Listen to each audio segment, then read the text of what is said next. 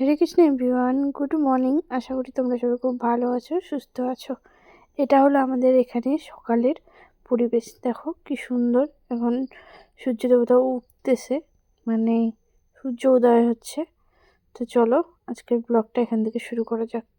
আশা করি তোমরা সবাই খুব ভালো আছো, সুস্থ আছো। আমরা বেশ ভালো আছি। ঘুম থেকে উঠেছি প্রায় অনেকটা ভোরে, তারপরে একটু করতে গেছিলাম মর্নিং ওয়ার্ক। তারপরে এসে বাসি কাজ সম্পূর্ণ কমপ্লিট করে বাড়িঘর পরিষ্কার করে নিজেও স্নান করে নিলাম। এখন শুনে বাসি বিছনাটা তুললাম, কারণ আমি উঠেছিলাম, ও তো শুয়েছিল, তো তখন আর বিছনাটা তুলতে পারিনি, এখনই তুললাম। তারপরে চারপাশে ঘরের কাপড় চোপড় যেগুলো অগোছানো ছিল ওগুলো ভালো করে গুছিয়েছিলাম। আর কতগুলো ওষুধ দেখতেই পারলে, সেগুলো আমাদের দোকানের ওষুধ, সেগুলো নিয়ে যাবে। তা এদিকে আমার বাসি কাজ করতে করতে শাশুড়ি মা আজকে তাড়াতাড়ি করে সিদ্ধ ভাত করে নিল, কারণ ও একবারে খেয়ে, আজকে যেহেতু রবিবার আর ওর ক্লাস আছে, পরীক্ষা আছে, ওই জন্য ও বললো সিদ্ধ ভাত খেয়ে একবারে যাবে, নাহলে সকালবেলা এখন তরকারি ভাত করতে গেলে প্রচুর দেরি হয়ে যাবে। আর খিদা পেয়েছে নাকি, তার জন্য ও সিদ্ধ ভাত শাশুড়ি মা করলো, আর ও ওইটা খেয়ে যাবে। আমরাও সবাই এখন সিদ্ধ ভাত খেয়ে যাব। শ্বশুর মশাইও যাবে, একটা প্রোগ্রাম আছে অনেক দূরে, প্রায় নিউ কুচবিহার পার হয়ে পেস্টার ঝাড়, ওখানে যাবে। তো ও দেখো রেডি হয়ে নিয়েছে, তো ওকে দোকানের ব্যাগটা দিয়ে দিলাম, আর এখনও যাবে। তো ও যাওয়ার পরে আমার এখনও খাওয়া দাওয়া হয়নি, ওর খাওয়া দাওয়া সব কিছু রেডি টেডি করে দিয়ে তারপরে এখন আমি যাব খাওয়া দাওয়া করতে। তা ভাবলাম যে তোমাদের সাথে একটা ছোট্ট করে ব্লগ শেয়ার করা যাক। ওইদিকে দেখো আমাদের একটা গরু কেমন জানি করছে। তো এদিকে সকালবেলা রান্না হয়েছিল হলো সিদ্ধ ভাত, দেখতেই পাচ্ছ, পাঁপড় ভাজা, আলু সিদ্ধ, একটু ঘি, আর এদিকে লাউ শাক সিদ্ধ। এতগুলো ভাত আমি খেতে পারি না, কারণ বেশি নিয়ে নিলাম, কারণ আমার একটা মানে লেজ আছে, আমার কালু, ওকে দিতে লাগবে এর জন্য। তা এখন বাজে হলো দুপুর প্রায় এই 1:30-2টার মতন হবে। এখন 1:30-2টার বেশি হবে, এই 12টার মতন হবে। তা আমি এখন চলে এসেছি দুপুরে রান্না করতে, যেহেতু সকালবেলা সিদ্ধ ভাত খাওয়া দাওয়া হয়েছিল, তো এখন দুপুরে রান্না করতেই লাগবে, ভগবানকে দিতে লাগবে। এর জন্য দেখো আমি চালটা ধুয়ে হাঁড়িতে দিয়ে দিলাম। আর ও যেহেতু রবিবার, তো দুপুরবেলা গরম গরম খাবে। ওরও ক্লাস পরীক্ষা টরীক্ষা সব কমপ্লিট করে এই 3টে-4টার মধ্যে চলে আসবে। তো এদিকে দেখো আমি এদিকে দুধ বসিয়ে দিয়েছিলাম কড়াইয়ে।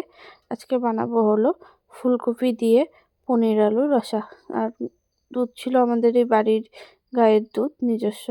তো কিছুটা দুধ রেখে দিয়েছি, রাত্রেবেলা ভগবানকে দিতে লাগবে, আর কিছুটা দুধ পনির ফাটিয়ে নিলাম। আর এইদিকে দেখো আজকে রান্নাবো হলো বেগুন দিয়ে লাউ শাকের সবজি। তা এই মানে এই শীতের প্রথম এই সবজিটা কার কার ভালো লাগে অবশ্যই কমেন্ট করে জানিও। আর আমি দেখতেই পাচ্ছ কীভাবে রান্না করি। প্রথমে বেগুন আলুটাকে ভেজে নিলাম, তারপরে লবণ হলুদ দিয়ে ভেজে নেওয়ার পর লাস্টে শাকটা দিচ্ছি, নাহলে শাকটা বেশি হয়ে যায়। আর এখানে বাটা দিয়েছি হলো সর্ষা সামান্য, আর হলো একটু বাদাম, তাহলে প্রচণ্ড ভালো হয়।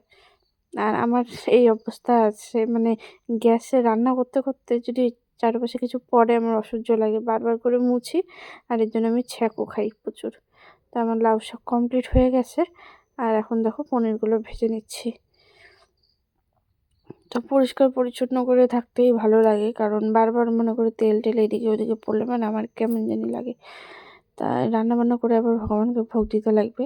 তো পনিরগুলো ভেজে নিয়ে এখন ফুলকপিটা ভেজে নিচ্ছি। তো ফুলকপিটা ভাপ দিতে ভুলে গেছিলাম, কারণ সবজি যেহেতু এখনকার সারের সব কিছু, ফুলকপি বাঁধাকপি ভাপ দিয়ে খাওয়াই ভালো। তারপরে কেন জানি ভুলেই গেলাম। তারপরে একটু একটু করে তেল দিয়ে, দেখতেই পাচ্ছ, জিরা ফোড়ন দিয়ে ভালো করে আলুটাকে ভেজে নেব। তো রান্নাটা করতে তো অনেক সময় লেগেছে, ভিডিওতে তোমরা হয়তো অল্পটুকু দেখছো। ওইদিকে আমি মিক্সির মধ্যে টমেটোর, আদা, জিরে, তারপরে এগুলো সব বেটে নিয়েছি, গরম মশলা একসাথে, কারণ একটুটুকুন তরকারির মধ্যে অনেকগুলো গরম মশলা দেওয়াও যাবে না, তাহলে গন্ধ হবে বেশি। এই জন্য সব একসাথে পেস্ট করে নিয়ে দেখো মশলাটার সাথে ভালো করে আলুটাকে ভেজে নিচ্ছি। তারপরে জল দিয়ে পনির আর ফুলকপিগুলো দিয়ে রসা করে ভগবানকে দিয়ে দেবো। তাই এরকম ছোটো ছোটো ব্লগ তোমাদের সাথে শেয়ার করার চেষ্টা করব।